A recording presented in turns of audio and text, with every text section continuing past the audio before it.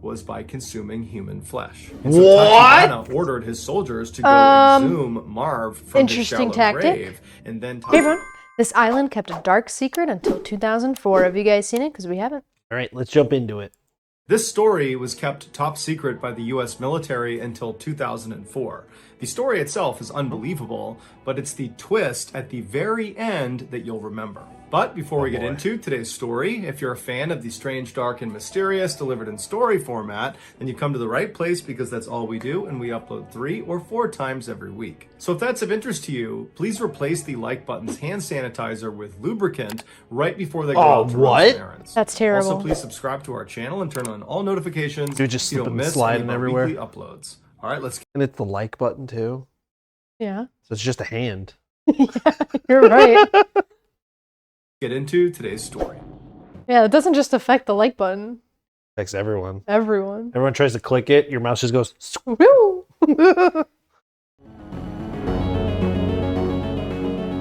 Butterfly effect. Chichijima is a small Japanese island about 500 miles south of the Japanese mainland. During World War II, the Japanese put a base on this island, and they put 2 radio towers at the top of the 2 mountains on the island. These radio towers became integral to the Japanese communication and surveillance operations in the Pacific during the war. And so at that time, the island was heavily fortified with up to 25,000 troops and huge anti-aircraft guns. Because of the island's obvious strategic value to Japan, the Americans wanted to take it from them. But American military strategists advised against that, saying that any amphibious landing of this island would result in massive casualties for Americans. Makes sense. The Japanese would likely just repel the attack anyways. And so the Americans decided to go with the next best thing, which was to attempt to bomb the 2 towers and cut out their communications. So in June of 1944, American aircraft carriers, which are those huge ships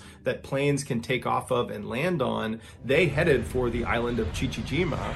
And once the island was completely surrounded, the Americans began launching their pilots to try to take out these towers. But the Japanese fought back in a major way. And despite taking heavy casualties on their side, they repelled every American air raid and kept them from bombing their towers. Wow. After several months of these failed missions over Chichijima, the American military leaders were incredibly frustrated. They knew this was going to be a difficult mission, but they didn't expect it to be this difficult. However, this island was so strategically important that the Americans knew they had to just keep on sending pilots in until they took out these towers. And so in September of that year, the Americans were back to planning another raid over Chichijima Island, and one of the pilots selected to go on this particular raid was a 20-year-old named George, who actually was the youngest pilot in the United States Navy at the time. Wow. But despite his age, he'd actually flown in several combat missions already and had actually been shot down already and had to eject into the ocean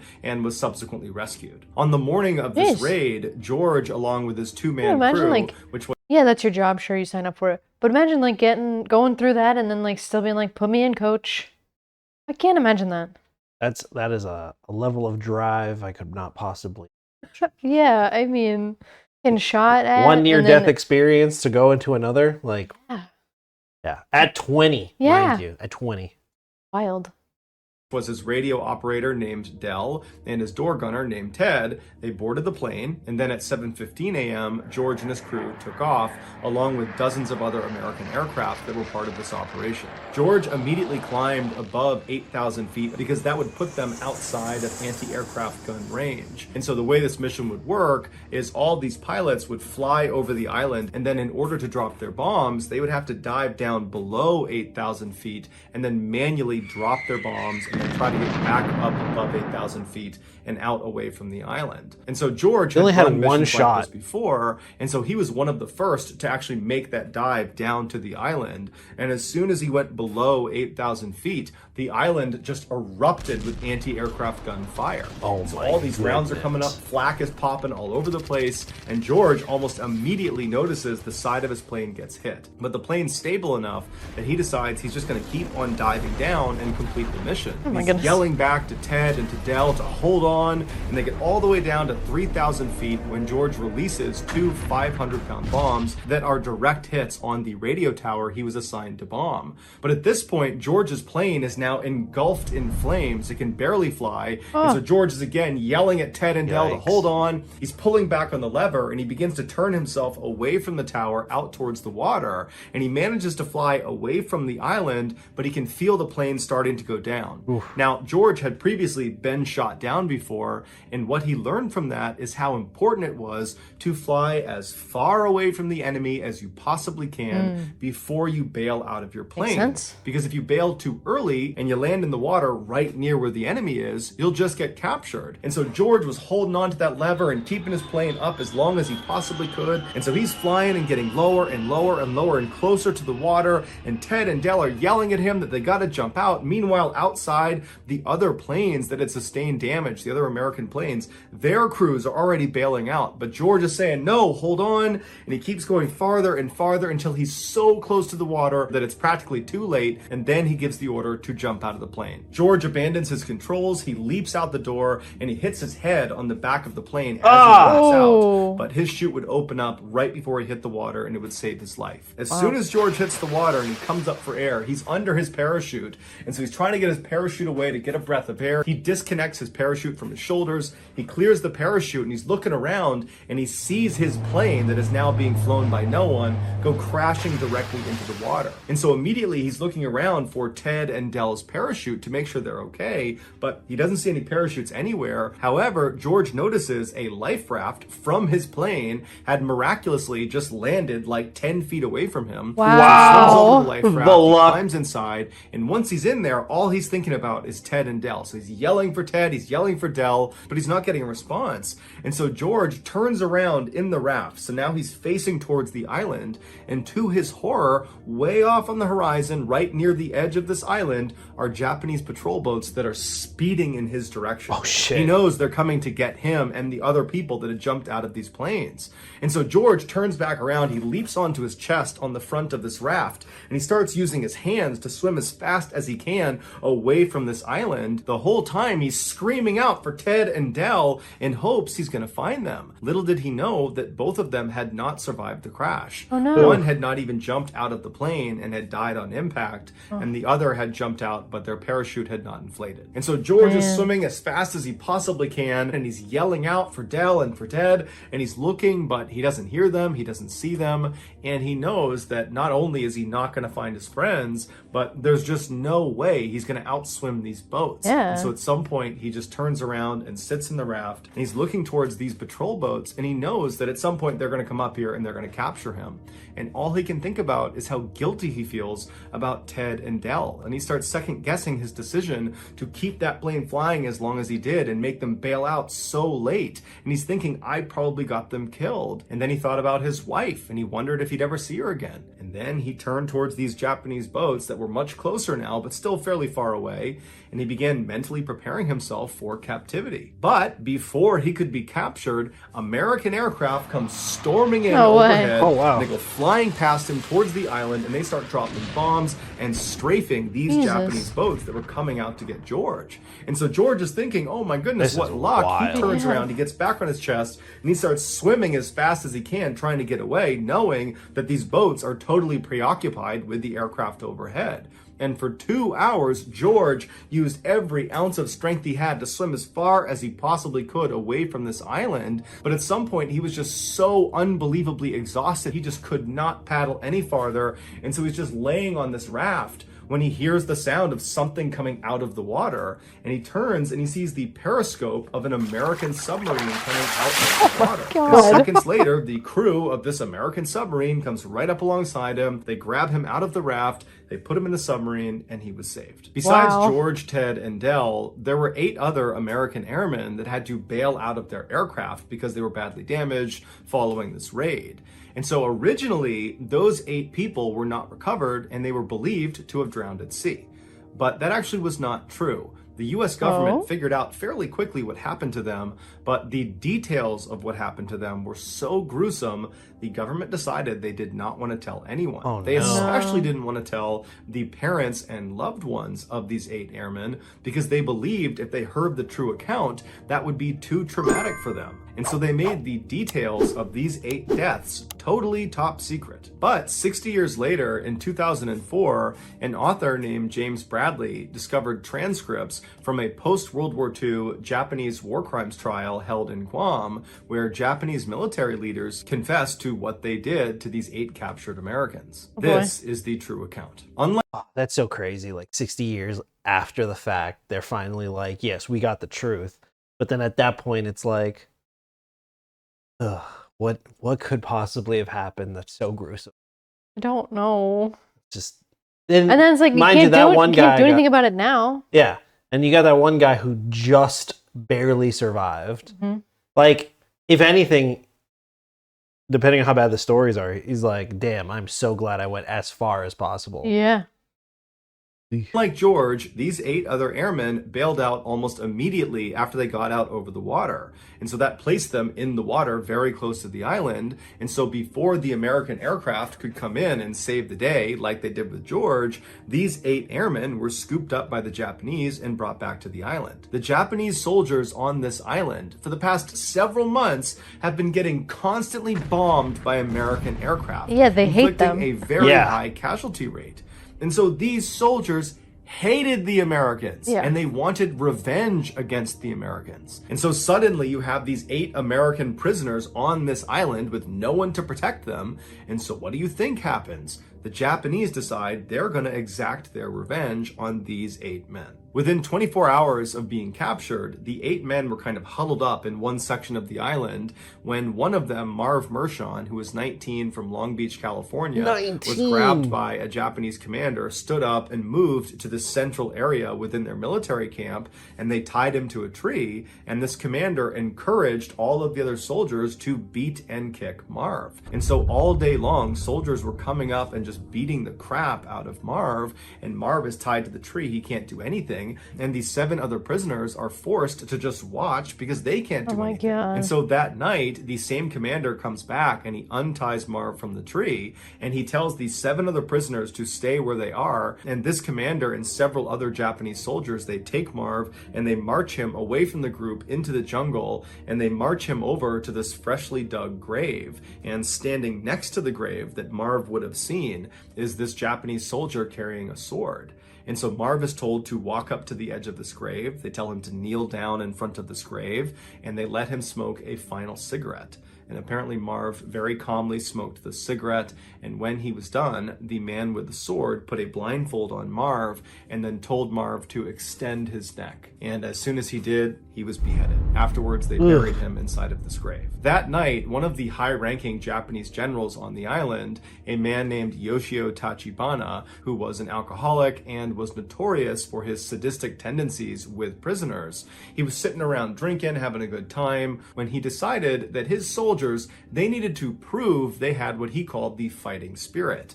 And the only way they could show they had this fighting spirit was by consuming human flesh. And so Tachibana ordered his soldiers to go exhume Marv from his shallow grave. And then Tachibana sent over one of his surgeons, and he told him to remove Marv's thigh. So the surgeon goes over, he surgically removes Marv's thigh, he gives it to one of the cooks, and the cooks, they make this huge meal using Marv's thigh, and they serve it to Tachibana and his other high-ranking officers and some soldiers.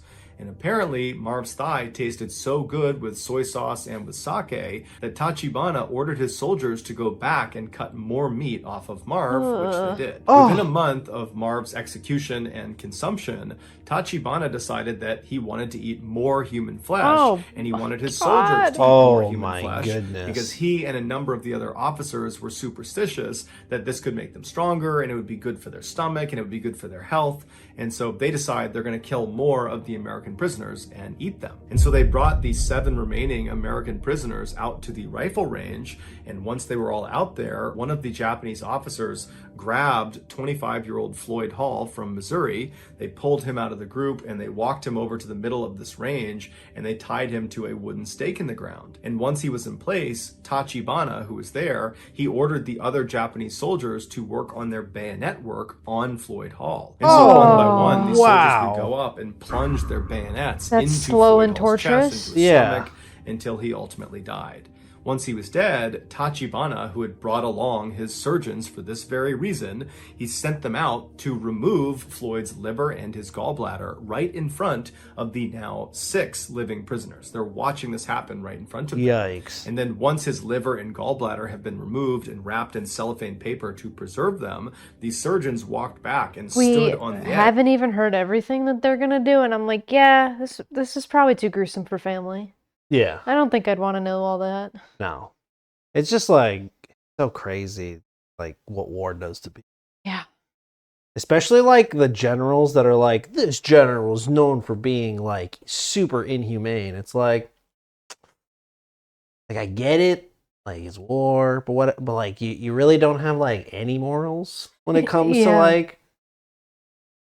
Ugh. I know, like it's like it's like these are like.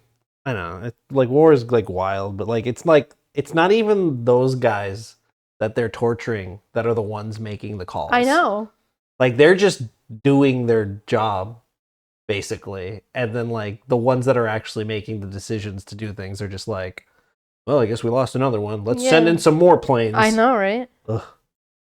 Because they knew this was not the last execution of the day.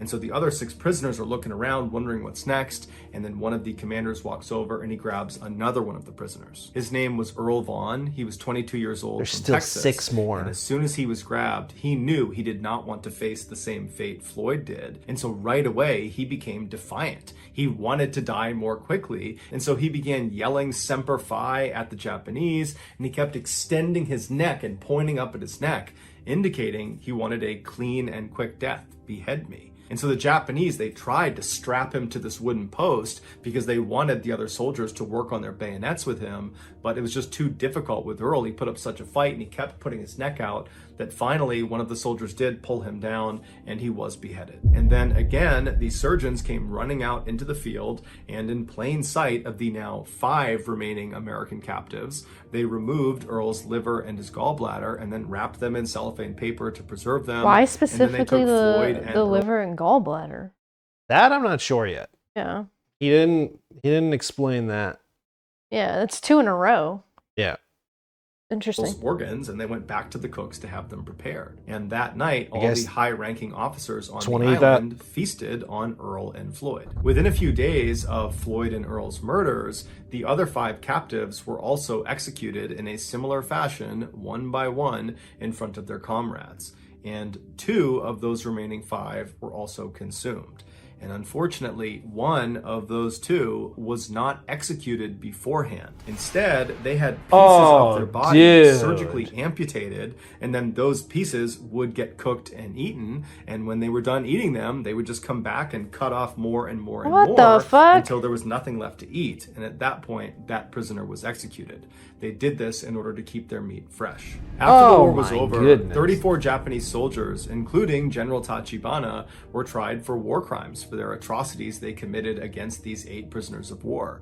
They were all found guilty, and they were all hanged and buried in unmarked graves in Guam. The other men on the island that witnessed these atrocities and didn't do anything about it, or participated but in some sort of secondary way, they were also tried for war crimes, found guilty, and sent to jail, but all of them were released after 8 years. George was 80 years old when he finally learned about the atrocities on Jijima Island that he so narrowly escaped. He, like everyone else that was learning about this, was horrified and disturbed, but more than anything, George felt a deep sense of guilt for having survived. But what we can all say for sure is that George did not waste his second chance at life. George H.W. Bush would go on to become the 40th president of the United States of America. And his son, also named George Bush, would go on to become the 43rd president of the United States of America. two world leaders who would change the course of history forever, who never would have been if George Sr. had bailed out of that plane near Chichijima Island just my a few God. seconds earlier. That's Think wild. about that. So that's going to do it, guys. If you Wow, what a plot twist. I wasn't expecting that, I'll tell you that much. No, that was such a tense story. Oh my goodness. I mean, we were around when George Bush was president, and yet I didn't know any of that. Holy No. shit. That is fucking disturbing, though. Huh? That is disturbing. The whole Yeah, like thing? finding that out when Yeah. you're 80 and be like, oh my God, my comrades, my guys, like, I can imagine the survivor's guilt. Yeah. But then at the same time, it was like, it was his knowledge, knowing ahead of time to fly as far away as possible that like saved him, and ultimately. Yeah. And at that point, like, I mean, hopefully that's like a lesson in like, hey, if you're ever flying down and get hit, like fly as far away as possible from the island. Like, it is not worth bailing out early. Oh yeah, I mean, even like today, we'll see some Americans get like detained in other countries, and it's like a whole political thing just to get them back. I know. Wild. Well, I mean, after like this knowledge of like what has happened, like, Yeah. you don't want to leave them any longer than you have to. No. Well, on that note, thanks so much for watching. If you like what you saw, please subscribe. If you have any suggestions, leave them in the comments, and we'll see you in the next one. Yeah, see ya. Bye.